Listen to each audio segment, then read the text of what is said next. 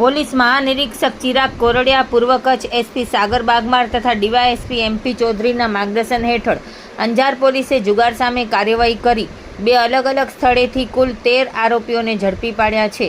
PI એચ.એ. જાડેજાના માર્ગદર્શન હેઠળ અંજાર તાલુકાની મેઘપર કુંભાડી ખાતે આવેલ મેઘમાયા સોસાયટીમાં જુગાર રમતા 8 આરોપીઓ રાજેશ કાનજીભાઈ બુચિયા, અમૃતભાઈ વજાભાઈ બારોટ, અરવિંદભાઈ મણીલાલ સીજુ, દીપક કનૈયાલાલ ભદ્રુ, જુસફ શાહ અલીશા શેખ, કાંતિલાલ શામજીભાઈ ગુડાર, પ્રવીણભાઈ ખેતસીભાઈ ઠક્કર અને હમીરભાઈ આતુભાઈ ધેડાને ઝડપી રોકડ રકમ અને મોબાઈલ ફોન સહિત કુલ 71,600નો મુદ્દામાલ કબજે કર્યો છે.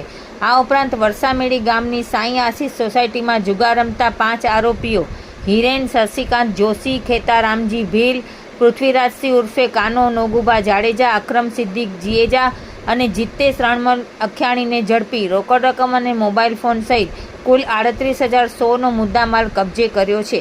આમ અંજાર પોલીસે બંને કાર્યવાહીમાં કુલ 1,09,700નો મુદ્દામાલ કબજે કરી 13 આરોપીઓ સામે જુગાર ધારા હેઠળ કાયદેસરની કાર્યવાહી હાથ ધરી છે. આ કામગીરી અંજાર પીઆઈ એચ.એ. જાડેજા અને સ્ટાફ દ્વારા કરવામાં આવી છે.